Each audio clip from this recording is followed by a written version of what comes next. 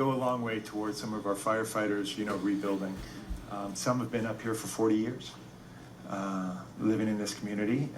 Pine Ridge Fire Department specifically is just this community, and it was founded by the members, founded by the local people. We, blood, sweat, and tears. We're all the people have been members of the department until their retiring age. So it is a community thing. So every house on this block, I know the people. I've eaten at their house. They've eaten at my house. We're all friends and family basically up here. So it's ripping us apart very hard, especially for the old timers who've lived here for a long time. We've only lived here for 10 years, but the community, you become part of the community very quickly. My house was a log house, as a lot of people like to build.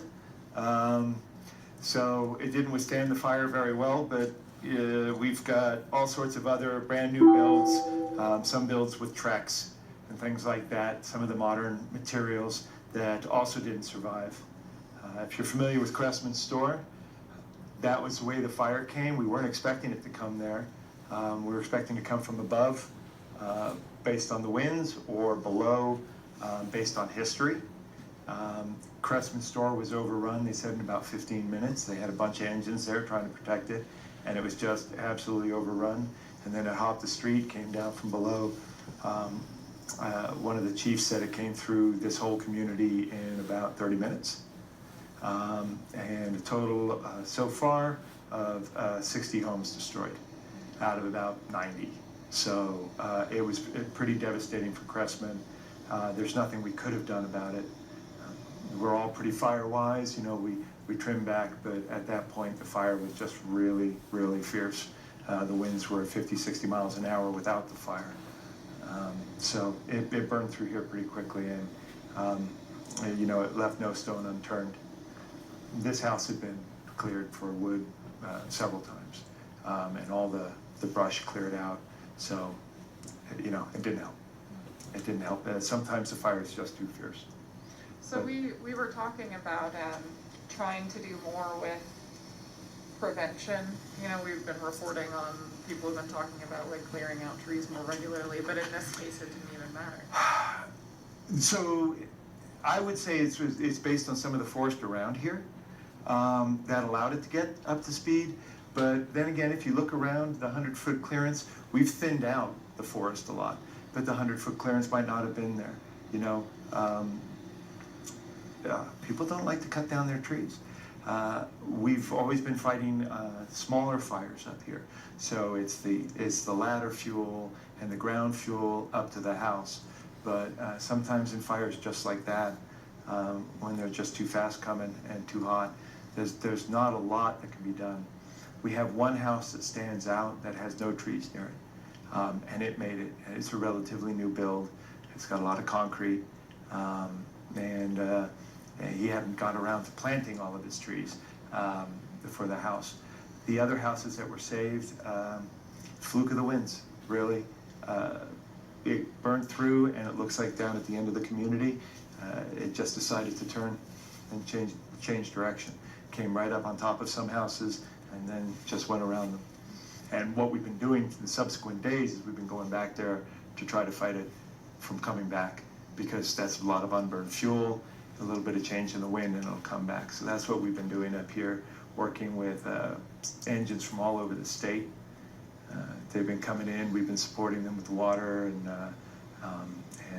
crews and things like that. So that's what we've been doing up here, is trying to keep the surviving houses still surviving. What were you doing when you found out that the fire had shifted this way and realized that your house might be gone?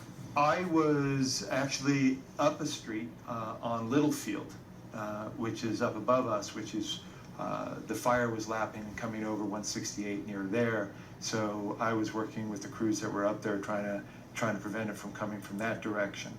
I knew we had a bunch of crews down here at Cressman. I didn't know it would be coming in so fierce from Cressman. So I was up there working on that area. Yeah, the understanding I'm lost for the word. I want to say prevailing idea, but that's not it. A sec. Is that the right term? I think so. Yeah, the prevailing So the prevailing theory? Yeah, the prevailing thought from the chief was if we were standing in Cressman community ready to defend it, we would have been running really fast because there's nothing we could have. It was just a really fast, really hot 100, 200 foot flame lengths coming over. If we were standing here trying to defend it, we would be part of it. So I was there when it came in. It was, at Cressman, yeah. yeah. It's Yeah, I've seen pictures from one of the crews that were there, and yeah, it wasn't it? Yeah. So what's it been like for everyone in the fire department? I mean, you're kind of going through this together, but that doesn't make the hurt any less painful, I would think. No. As I say, a lot of the firefighters have been up here for decades. One of our friends, who's husband and wife, again, who are on the fire department, and they've been with us for a long time, uninsured. It's very hard to get insurance up here. And their house was lost, their shop was lost, their tractors were lost, a complete loss for the house. And they've lived here, I think they said 41 years. So, they used to drag their kids out to the road for school on sleds on the snow days to be picked up by the school bus. So, they've got a lot of fond memories up here.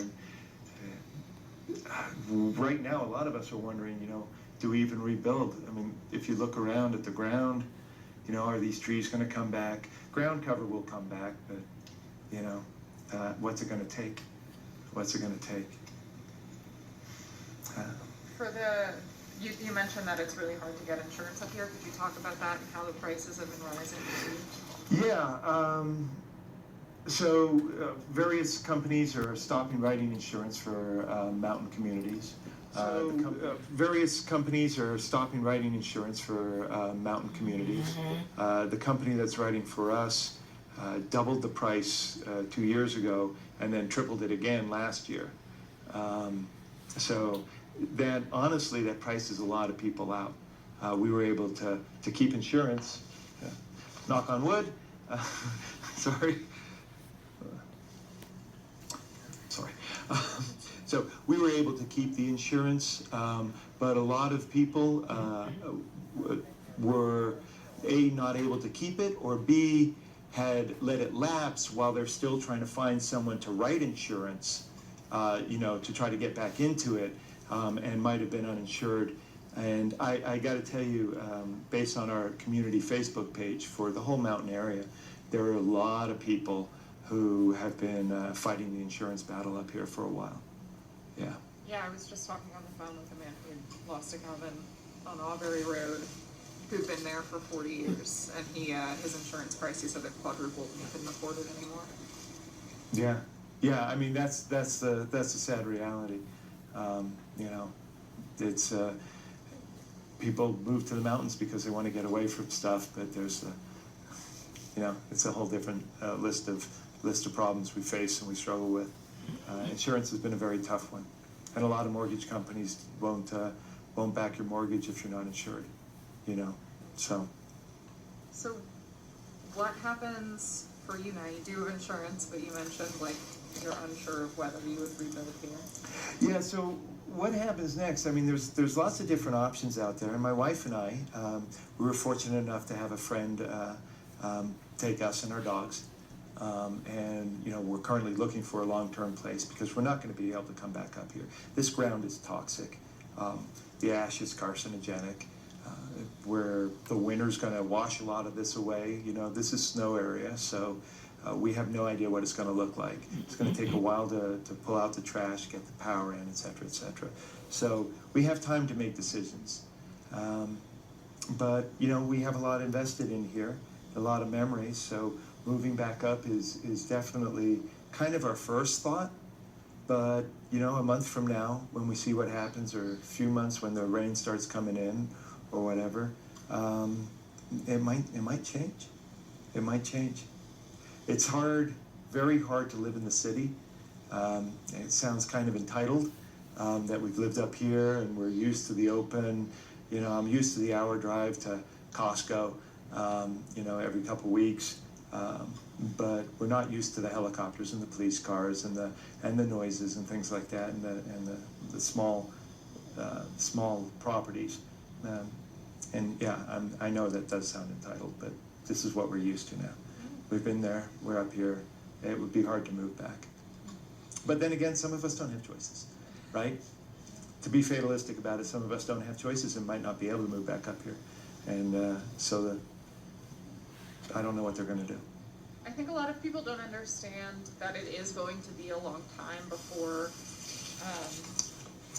people are allowed back up and before the community starts to have any sense of rebuilding. Could you talk about, they're working to clear some trees out of the way, they're working to clear power lines. Yeah, so right now, of course this is a power community, right? We've got Edison and PG&E in force up here, and a lot of power lines that come down. I know some of our power lines supply Los Angeles with power from the various lake projects that we have up here. So they're working hard to get those restored. As far as restoring to the houses, you know, they're on it, and I've seen the crews out there counting the poles and figuring out which poles need to be replaced. But I don't know what sort of a priority it is. I don't know how long it's going to take. Honestly, the best thing to do is to take a look at the Paradise Fire and see how long before some of those people were able to move back in. But, you know, so if you take a look at the property, we're going to have to basically have someone come in, remove all this stuff, decontaminate it, the ground that's there. The foundation, the cement probably won't last. It's probably compromised. I don't know about everybody's well, whether or not the wells survived. So there's a lot to consider. And these trees, I mean, a lot of these trees are falling hazards, and will be for a long time. So it's not safe to come back up here. People are thinking they're going to be coming up in the next week or so to take a look at their house, or the next 2 weeks. In our community, again, since it's such a small community, I've been able to take pictures of houses and communicate with the homeowners directly. In a place like Shaver, their territory is massive, and they don't know everybody, right? So they can't do that in the other communities as well.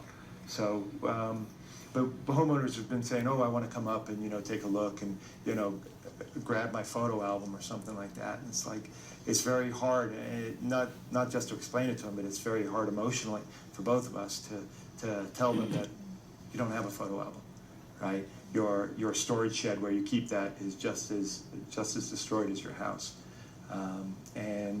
You can't come up this week. You can't come up next week, probably. It's probably going to be a long time. It's just hazardous up here. It's just very hazardous. If you see over here, just a slight digression, so these were some tree stumps, these massive holes over here. So what ends up happening is if a tree burns down that's more than a stump, this can fill with ash. And you won't notice it, like this right here.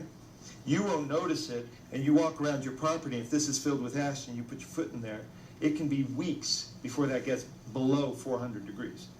You'll get full thickness burns stepping in these things, and they're on all the properties because that's what happens. And so, I mean, it's things like that people don't think about that are the hazards of coming back up here, besides the toxic air. And the water's going to be toxic. We have a family with a very large pond, and they had fish in there, and they're all floating right now. They didn't survive the fire and the ash and the water and things like that. So, you know, it's just not, we don't want the public to come back up, even the homeowners, until we're protected. Sheriff's Department is doing a great job driving around, monitoring what's going on, keeping online social media to see people reporting odd-looking cars. So I'm not really worried about looting up here. And, you know, we know the cars that should be in and out, and haven't seen anything up here. So, you know, the houses are safe. People need to stay home. People need to think about long term, and it's going to be some weeks before they can come back up and even look.